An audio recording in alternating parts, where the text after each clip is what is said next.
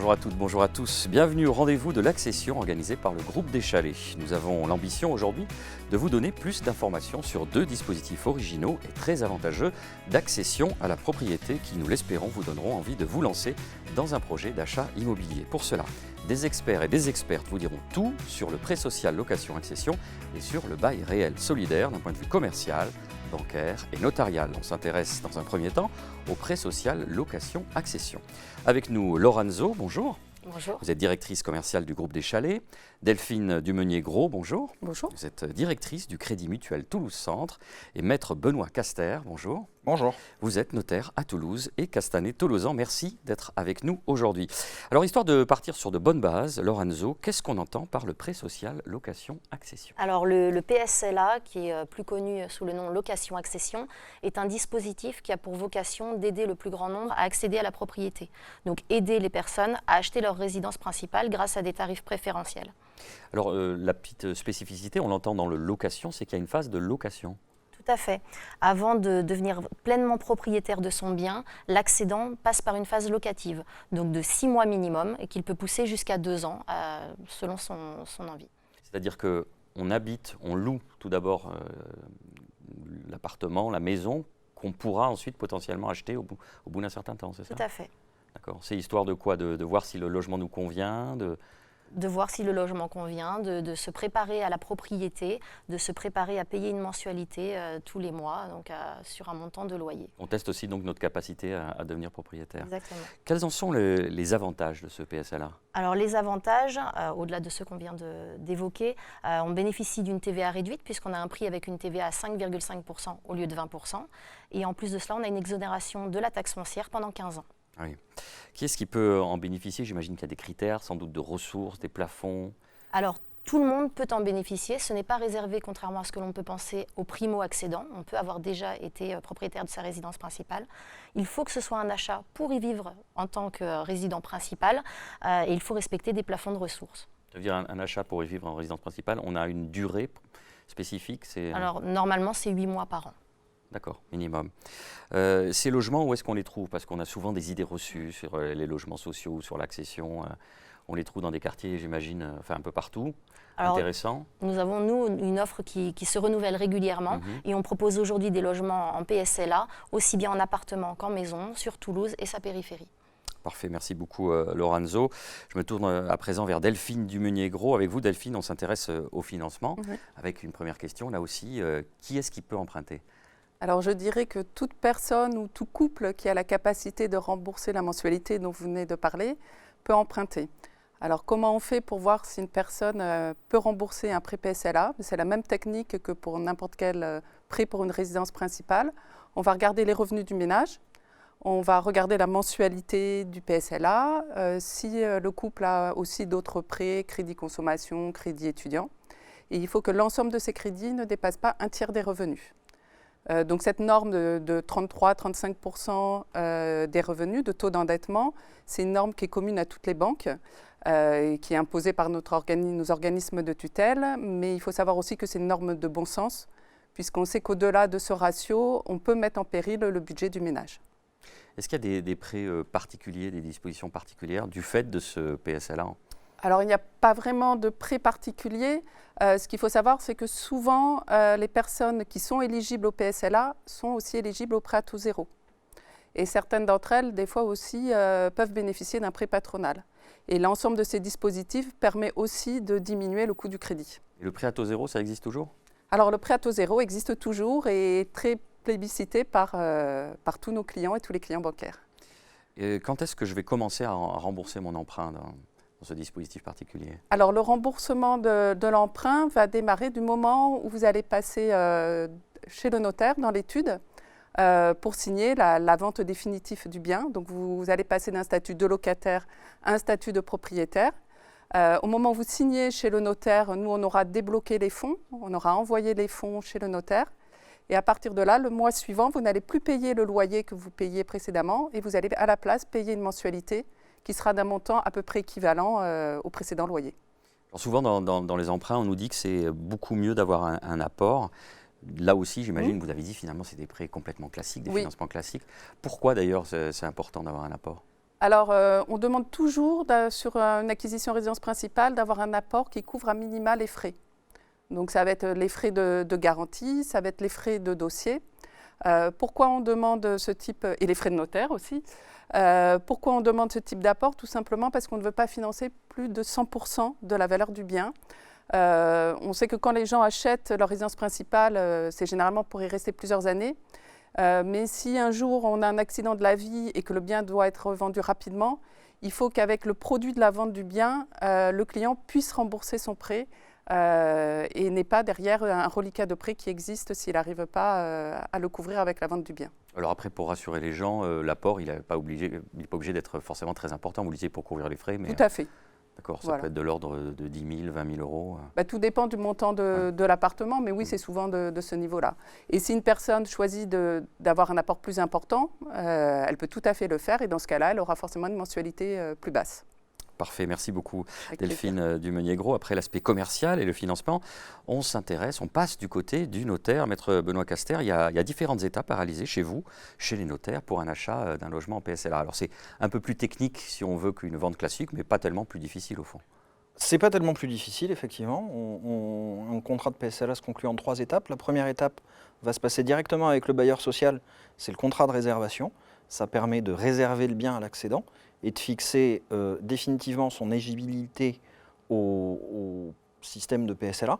La seconde étape, ça va être le contrat de location-accession, qui va être un bail avec une option d'achat, où là aussi on prévoira d'ores et déjà les questions de prix d'acquisition, le montant de la redevance, qui est constitué donc du loyer et d'une fraction d'épargne acquisitive.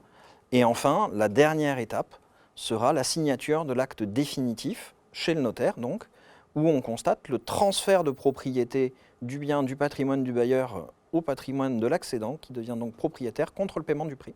Alors cette levée de l'option et cet acte notarié, il a lieu un peu plus tard, puisque par essence... Il y a Exactement. un temps de... Comme le disait Madame Anozo tout à l'heure, il y a une phase minimale de location de 6 mois qui permet d'aller voir notre amie banquière en attendant durant cette phase pour boucler toutes les questions financières.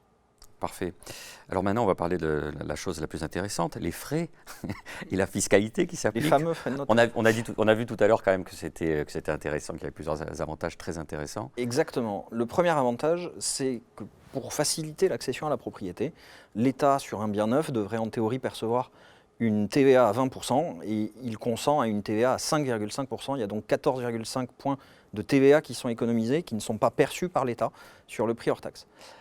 Cet avantage est complété par une exonération de taxes foncières qui dure 15 ans, à condition que l'accédant soit encore en résidence principale dans le bien acquis durant cette période. Et enfin, le dernier point, ce sont ces fameux frais de notaire qui, tout confondu, sur les 2 actes location-acquisition, sont d'un total d'environ 3%. C'est-à-dire que c'est réduit par rapport à... Exactement, ce sont des frais dits réduits. Alors là, le cadre est complètement idyllique, mais j'imagine quand même que ces avantages sont liés à certaines obligations. Exactement. L'État consent donc une grosse réduction sur le taux de TVA. La conséquence, c'est qu'il souhaite que le bien soit conservé en résidence principale pendant une durée minimale de 10 ans, faute de quoi il récupérera l'avantage qu'il a consenti. Alors, il récupérera cet avantage de façon dégressive sur les 10 ans, chaque année révolue, vous obtenez une décote de 10% de TVA. Donc, au final, sur une acquisition à 100 000 euros hors taxe, vous allez payer 5 500 euros de TVA en lieu et place d'une TVA à 20%. Il y a donc 14 500 euros de TVA. Et si vous le revendez au bout de 6 ans, vous ne rembourserez que 5 800 puisque les 14 500 seront décotés de 60%. Alors, mais Maître Caster, on le sait, tout le monde ici le sait, la vie n'est pas un long fleuve tranquille. S'il nous arrive des pépins, des accidents de la vie, des choses particulières, comment on fait ? Le système étant très bien fait, l'État a prévu un certain nombre d'événements qui vous permettront de ne plus affecter le bien en résidence principale sans avoir à rembourser cette réduction de TVA. Vous avez des exemples concrets ? Exactement. Et alors, ils sont limitativement énumérés Oui. par le bulletin officiel des finances publiques auquel il faut se référer, mais ce sont en gros des incidents de vie. un divorce, un décès, Des choses plus positives, une rupture peut-être de Pacs. Et depuis effectivement depuis quelques temps, des choses positives, avec le mariage, la conclusion d'un Pacs et la naissance d'un enfant. Voilà. Ce sont autant d'événements qui font que les finances publiques supposent que vous n'êtes pas en train de spéculer. Merci beaucoup. Merci à tous les trois pour vos éclairages. Le PSLA ne devrait plus avoir de secret pour vous. Il existe un autre dispositif d'accession tout aussi intéressant avec des modalités différentes. Je vous propose qu'on le découvre tout de suite. Voici notre table ronde consacrée au bail réel solidaire. Pour en parler, nous comptons sur un trio d'experts qui va balayer le dispositif d'un point de vue commercial, financier et notarial. On retrouve donc Lorenzo, directrice commerciale du groupe des Chalets. Elle est accompagnée de Nathalie Abdesselam, chargée de clientèle à l'agence Habitat Conseil du Crédit Agricole de Toulouse, et maître Stéphanie Coopé, qui est notaire à Toulouse. Laure, à l'instar du PSLA, on va là encore partir sur des bonnes bases et on va définir ce que c'est que le BRS. C'est comme ça qu'on l'appelle. C'est ça. Alors le BRS, bail réel solidaire, est un dispositif qui a pour vocation également de faire accéder à la propriété un plus grand nombre, et particulièrement dans des zones qui sont tendues ou très prisées. Donc le principe est simple, il faut dissocier le foncier du bâti. Donc cela permet à l'accédant de ne financer par un emprunt que la partie construite et de s'acquitter d'une redevance foncière minime tous les mois pour le foncier. J'imagine qu'on peut faire de sacrées économies comme ça. On peut aller jusqu'à 40% d'économie par rapport à des biens neufs dans certains quartiers, tout à fait. À qui s'adresse ce dispositif ? Alors, il s'adresse à tout le monde. Il ne faut pas avoir été en primo-accession, on peut avoir été propriétaire. Il suffit juste de respecter des plafonds de ressources. D'accord. Les avantages du BRS, Lorenzo ? Alors, les avantages, c'est qu'on va bénéficier d'une TVA à 5,5% au lieu de 20% et d'une exonération de taxes foncières en fonction des communes qui peut être à partir de 30%. J'imagine qu'il y a aussi du côté de l'accédant quelques obligations. Tout à fait, il faut rester en résidence principale dans le logement. Donc une résidence principale, c'est considéré à partir de 8 mois d'occupation du logement. Payer régulièrement sa redevance, puisqu'il y a une redevance, puisqu'on a dissocié. Il y a la redevance foncière à laquelle il faut payer tous les mois, effectivement, à l'OFS, organisme foncier solidaire, qui est propriétaire du terrain. Où est-ce qu'on les trouve, ces logements en BRS ? Alors nous, au chalet, on a la chance d'avoir une offre qui est renouvelée régulièrement. Donc on propose des logements en BRS, en bail réel solidaire, que ce soit des logements appartements ou des maisons sur Toulouse, mais également sur sa périphérie. Merci Lorenzo. Une question cruciale, comme souvent, c'est celle du financement. Nathalie Abdesselam, vous allez tout nous dire. Comment ça se finance un BRS ? Donc un BRS se finance comme un achat dans le neuf sur plan, donc en VFA, vente en état de futur achèvement, à la seule particularité où les accédants sont également éligibles au PASS, donc au prêt à l'accession sociale. Donc on leur demande d'apporter tout ce qu'on appelle frais annexes, c'est-à-dire frais de notaire, frais de dossier et frais de garantie. Est-ce que ce prêt est cumulable avec le prêt à taux zéro ? Bien sûr, donc les futurs accédants peuvent bénéficier du prêt à taux zéro. Malgré la dissociation entre le foncier et le bâti, l'État a accepté cette particularité pour le BRS. Alors justement, quelles sont les particularités d'un financement du bail réel solidaire ? Donc le BRS, on ne peut pas mettre une caution comme sur un financement classique. On est obligé de prendre une hypothèque sur les droits réels, c'est-à-dire sur la partie du bâti et non du foncier. C'est la seule particularité. Étant donné le fait que, imaginons, je suis accédant, que je vais avoir la livraison de mon bien de façon plus lointaine dans le temps, quand est-ce que je vais commencer à rembourser mon emprunt ? Dès le début ou à partir du moment où c'est livré ? Comment ça se passe ? Donc, on distingue deux phases. Donc, pendant la phase de construction, l'accédant va régler les cotisations assurance, mais également les intérêts intercalaires. Alors, les intérêts intercalaires, ce sont les intérêts générés par les déblocages successifs des prêts. Alors, il ne faut pas s'inquiéter car les intérêts intercalaires sont peu élevés puisqu'il y a le prêt à taux zéro qui représente quand même 40% du financement et les taux d'intérêt bancaires sont très bas. Donc voilà, on peut arriver à une centaine d'euros, mais quasiment au moment de la livraison. Et la deuxième phase ? Et donc justement, une fois que le bien est livré et que surtout le dernier prêt est débloqué, l'accédant commence à rembourser sa mensualité contractuelle ainsi que la redevance pour le foncier. Oui, on parlait de cette redevance, est-ce qu'elle est importante par rapport à l'emprunt ou c'est quelque chose de relativement faible ? Nous, ça représente une centaine d'euros. Après, tout dépend du type d'appartement et des résidences en fonction des différents programmes proposés par les chalets. Mais elle est importante pour nous dans le sens où on la prend en charge. Pour nous, c'est une charge supplémentaire, donc dans ce fameux taux d'endettement, elle apparaîtra. Très bien, merci beaucoup Nathalie Abdesselam. Pour clore ce chapitre, la parole est à maître Stéphanie Coopé. Maître, comment se déroule du côté du notaire un achat en BRS? Alors l'achat en BRS se déroule en 2 étapes. Il y a la première étape où on signe, où l'acquéreur va signer un contrat de promesse de bail réel solidaire et un contrat de réservation de vente en l'état futur d'achèvement. Il y a 2 contrats qui sont indissociables. Donc la première phase se passe directement avec le bailleur social. Et ce sont des contrats qui sont conclus sous conditions suspensives et notamment l'obtention du financement par l'acquéreur.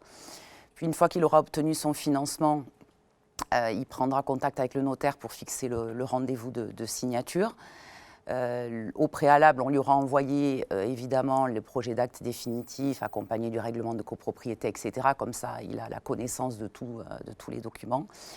Et il deviendra propriétaire au jour de la signature de l'acte, propriétaire et en ayant une jouissance différée puisqu'il devra attendre l'achèvement de l'immeuble pour qu'on lui livre son appartement à la remise des clés.